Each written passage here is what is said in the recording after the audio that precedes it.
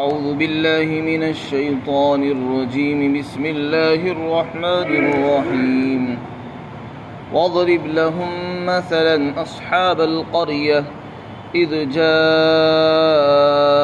المرسلون إذ أرسلنا إليهم اثنين فكذبوهما فعززنا بثالث فقالوا إنا إليكم مرسلون قالوا ما أنتم إلا بشر مثلنا وما أنزل الرحمن من شيء إن أنتم إلا تكذبون قالوا ربنا يعلم إنا إليكم لمرسلون وما علينا إلا البلاغ المبين قالوا إنا تطيرنا بكم لئن لم تنتهوا لنرجمنكم وليمسنكم منا عذاب أليم قالوا طائركم معكم أئن ذكرتم بل أنتم قوم مسرفون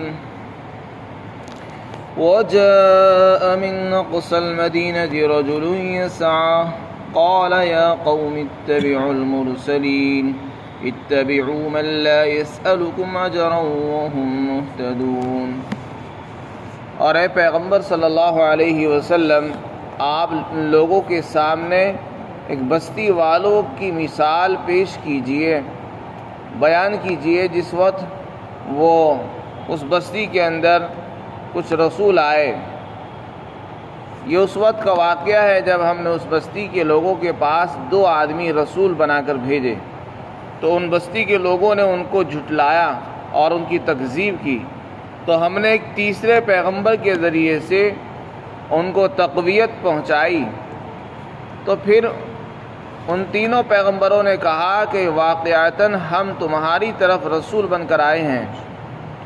تو بستی کے لوگوں نے کہا کہ تم تو ہمارے ہی جیسے انسان معلوم ہوتے ہو، یعنی تمہارے میں کوئی فضیلت اور فوقیت نہیں ہے، اور رحمان نے بھی کوئی چیز نہیں اتاری ہے، بلکہ تم جھوٹ بول رہے ہو. انبیاء علیہم السلام یعنی تینوں رسولوں نے کہا کہ ہمارا رب جانتا ہے، یقیناً ہم تمہاری طرف رسول بنا کر بھیجے گئے ہیں، اور ہمارے ذمے تو کھول کھول کر پیغام کو پہنچا دینا ہے بس. تو بستی والوں نے کہا کہ ہم منحوس ہو گئے ہیں تمہاری وجہ سے، تمہاری وجہ سے ہمیں نحوست پہنچی ہے، اور اگر تم اپنی باتوں سے باز نہیں آئے تو ہم تمہیں پتھر مار مار کر سنسار کر دیں گے، ہلاک کر دیں گے، اور تمہیں ہماری طرف سے ایک دردناک عذاب بھی پہنچے گا. تو ان تینوں انبیاء اور رسولوں نے کہا، جواب میں کہا کہ تمہاری نحوست تمہارے ساتھ ہے، ہماری وجہ سے نحوست نہیں ہے. کیا اس وجہ سے تم منحوس ہو گئے کہ تم کو نصیحت کی گئی؟ یہ بات نہیں ہے، بلکہ بات یہ ہے کہ تم لوگ ہی حد سے آگے بڑھ جانے والے ہو.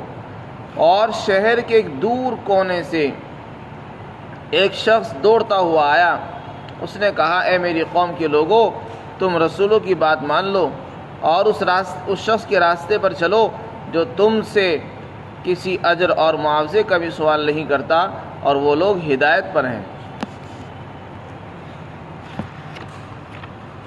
اس رکوع کے اندر اللہ تعالیٰ نے اپنے حبیب حضرت محمد مصطفیٰ صلی اللہ علیہ وسلم کو حکم دیا کہ آپ اپنی قوم یعنی مکہ کے لوگوں کے سامنے ایک بستی والوں کا حال بیان کریں. یہ کون سی بستی ہے جس کا حال یہاں ذکر کیا جا رہا ہے؟ قرآن نے اس کا نام نہیں لیا. بعض لوگوں نے اس کا نام شہر انطاکیہ بتایا ہے، جو ملک شام کا مشہور شہر ہے. یہ کون سی بستی تھی؟ انطاکیہ. اس بستی کے اندر اللہ تعالیٰ نے پہلے 2 نبی مبعوث فرمائے، 2 آدمیوں کو نبی بنا کر بھیجا، اور انہوں نے اس قوم کو دعوت دی، توحید کی دعوت دی، شرک اور کفر سے ان کو روکا، ان کو سمجھایا، اللہ پر ایمان لانے کے لیے ان کو دعوت دی گئی. لیکن انہوں نے ان دونوں نبیوں کے ساتھ یہ سلوک کیا کہ ان کو ہی جھٹلا دیا اور ان کا انکار کر دیا. نبی کی نبوت اور رسالت کا انکار کر بیٹھے اور اللہ کی کتاب کا بھی انکار کر بیٹھے.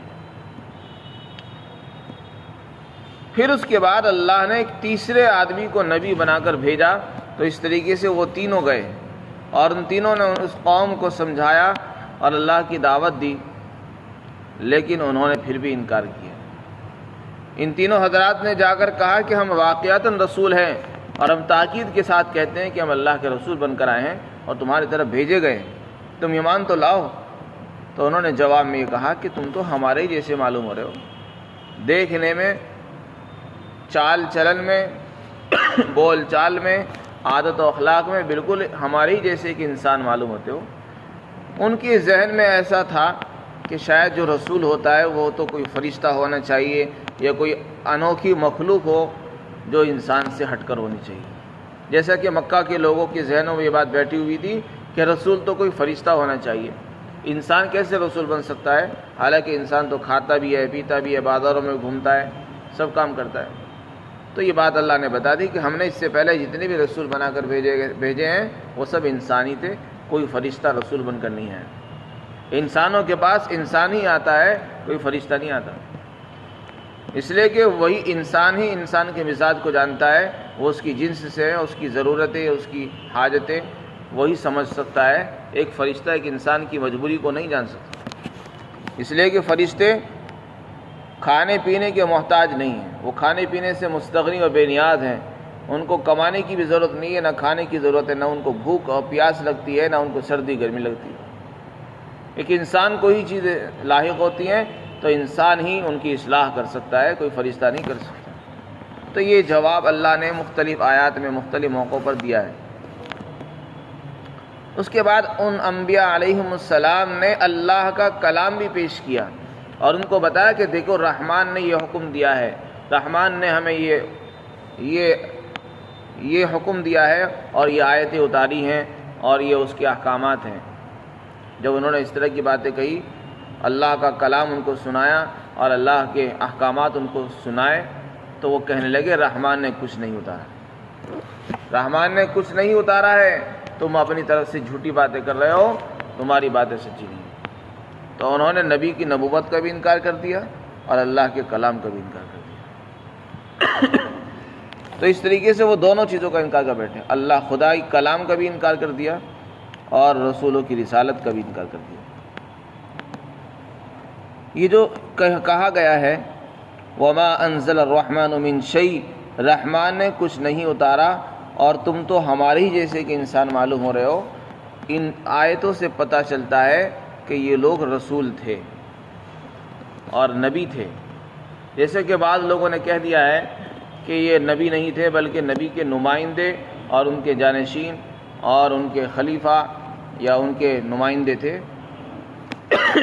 یہ بات مضبوط نہیں ہے، اس بات کے اندر تقویت ہوتی ہے کہ وہ نبی تھے، کیونکہ نبی کو ہی یہ بات کہی جاتی تھی کہ تم ہمارے جیسے لگ رہے ہو، یہ کسی عام انسان کو نہیں کہی جا سکتی، کیونکہ اگر وہ نبی نہ ہوتے بلکہ نبی کے نائب اور خلیفہ ہوتے تو ان کے بارے میں یہ کہنا کہ تم انسان لگ رہے ہو یہ بات سمجھ میں نہیں آتی۔ یہ بات انبیاء علیہم السلام کو کہی جاتی تھی اور انبیاء کے لیے ہی یہ بات مناسب بھی ہے کہ ایک آدمی نبی کو دیکھ کر کہے کہ یہ تو ہمارے جیسے معلوم ہو رہے ہیں، اور عام انسان کو اگر یہ بات کہی جائے گی تو کوئی تعجب کی بات نہیں۔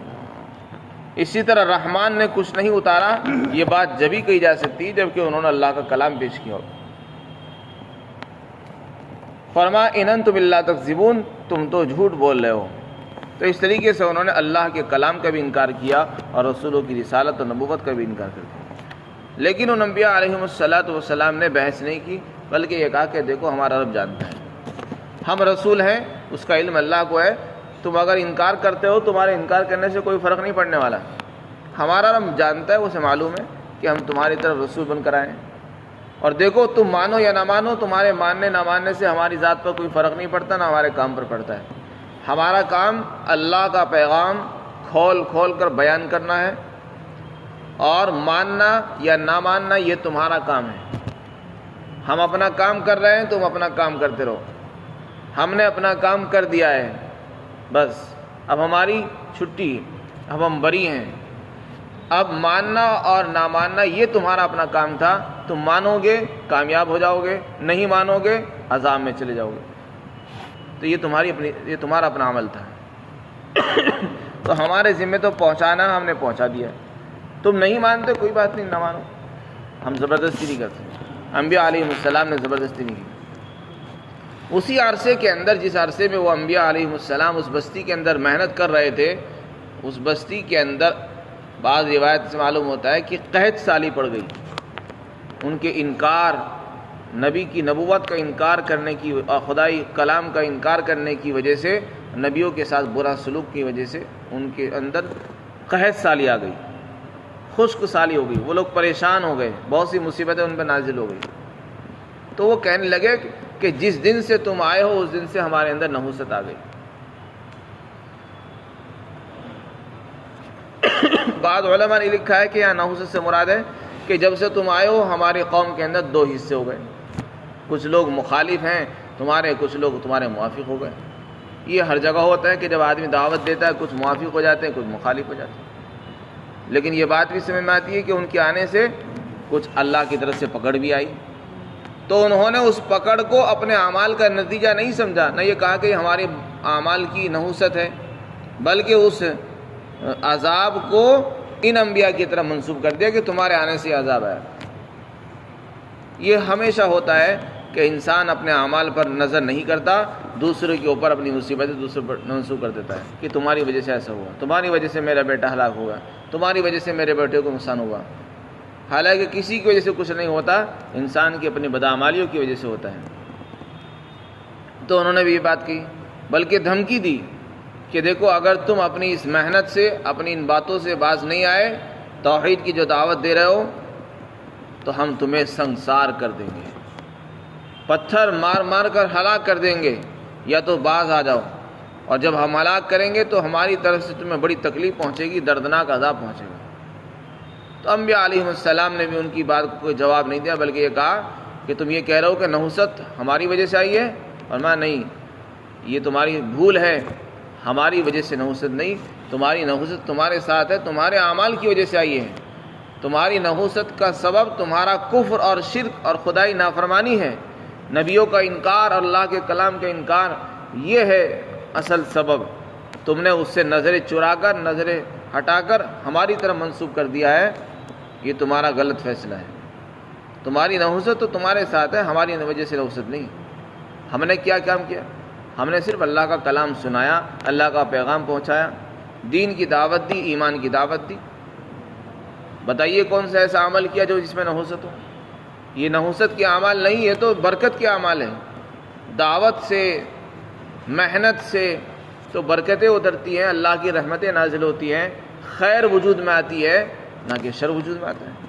تم دعوت کو شر کا سبب سمجھ رہے ہو، دعوت شر کا سبب نہیں ہے، بلکہ تمہارا کفر، تمہاری بدعمالیاں، یہ کفر، یہ نحوست کا سبب ہیں. پھر انبیاء علیہ السلام نے فرمایا کہ تم یہ سمجھ رہے ہو کہ تم کو جو نصیحت کی گئی اس وجہ سے تم منحوس ہو گئے ہو اور تم پر اس لیے عذاب آیا کہ ہم نے تم کو سمجھایا. فرمایا یہ بات نہیں ہے، بلکہ بات یہ ہے کہ تم حد سے آگے بڑھ گئے تھے، تم نے حدیں پار کر دی ہیں. تم نے نبی کو نبی نہیں سمجھا. ایک اللہ کا نمائندہ، اللہ کا نبی رسول تمہارے پاس آ رہا ہے اور تم سے کچھ نہیں چاہتا، بغیر کسی عوض اور مطالبے کے وہ تم سے صرف یہ چاہتا ہے کہ تم اللہ پر ایمان لے آؤ، اس پر رسول پر ایمان لے آؤ. اسے کوئی لالچ نہیں ہے، نہ وہ تم پر حکومت کرنا چاہتا ہے، نہ تمہاری زمینیں تم سے ہڑپنا چاہتا ہے. کوئی لالچ نہیں، کوئی معاوضہ نہیں، پھر بھی تم ان کے ساتھ برا سلوک کر رہے ہو. تو یہ تمہارا حدوں کو پھلانگنا اور اللہ کی حدود کو توڑ دینا، یہ سبب بنا ہے تمہارے منحوس ہونے کا. ہمارا یہاں آنا اور دین کی محنت کرنا یہ سبب نہیں ہے. چنانچہ پھر جو یہ لوگ محنت کر رہے تھے، قرآن نے اگلی آیت میں فرمایا کہ اسی دوران ایک آدمی شہر کے دور والے علاقے سے، دور والے کونے سے ایک آدمی دوڑتا ہوا آیا اور وہ آ کر کہنے لگا، جس کا نام حبیب نجار، بعض روایتوں میں ذکر آیا ہے کہ اس کا نام تھا حبیب نجار. وہ پہلے سے ہی حضرت عیسیٰ علیہ السلام کی تعلیمات پر ایمان لے آیا تھا اور ان انبیاء پر بھی ایمان لے آیا تھا. وہ دوڑتا ہوا آیا اور کہنے لگا کہ اے میری قوم کے لوگوں، ان رسولوں کی بات مان لو، یہ تمہارے خیر خواہ ہیں، ان کے اندر 3 خوبیاں ہیں۔ ایک تو یہ کسی معاوضے کا، کسی بدلے کا سوال نہیں کرتے، تم کو محنت، تم کو دعوت دے رہے ہیں دین کی، ایمان کی دعوت دے رہے ہیں، تم سے ایک پیسہ نہیں چاہتے۔ اگر یہ کہیں کہ ہمیں مال چاہیے، دولت چاہیے، پھر تو ان کی غلط بات ہے، لیکن یہ تو بغیر کسی عوض کے بے غرض ہو کر دعوت دے رہے ہیں، اور پھر بھی تم ان کی دعوت ٹھکرا رہے ہو، یہ بات غلط ہے۔ اسی طرح یہ لوگ ہدایت پر ہیں، خود ہدایت پر ہیں، اللہ نے ان کو ہدایت سے نوازا ہے، تم کو ہدایت پر لانا چاہتے ہیں۔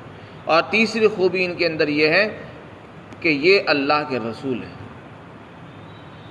اور جو اللہ کا رسول ہو اس کی بات مانی جاتی ہے، لہذا تم میری بات مان لو، میرے کہنے سے ان پر ایمان لے آؤ۔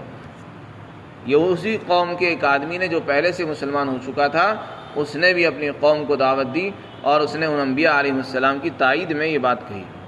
اللہ نے اس کا بھی ذکر فرمایا کہ ایک آدمی دوڑتا ہوا آیا اور اس نے ان انبیاء کی تائید میں، ان کی حمایت میں یہ جملہ کہا۔ ایک بہت بڑی بات ہوتی ہے کہ ایک آدمی دین کی دعوت دے رہا ہے اور اس کو ٹھکرایا جا رہا ہے، اس کا انکار ہو رہا ہو، اور ایک آدمی اس کی قوم کا کھڑا ہو جائے تو اس کو ایک سہارا مل جاتا ہے، اس کی تائید ہو جاتی ہے، اس کو ایک تقویت مل جاتی ہے۔ چنانچہ اس شخص نے کہا کہ میری قوم کے لوگوں، ان رسولوں کا کہنا مان لو، ان کی اتباع کر لو، اور اس شخص کا اتباع کیوں نہیں کرتے تم جو تم سے کسی چیز کا سوال نہیں کرتا ہے، اور یہ لوگ ہدایت پر بھی ہیں۔ تو یہ 3 باتیں اس نے ان کی خوبیاں بیان فرمائی اور ان کے اتباع کا حکم دیا۔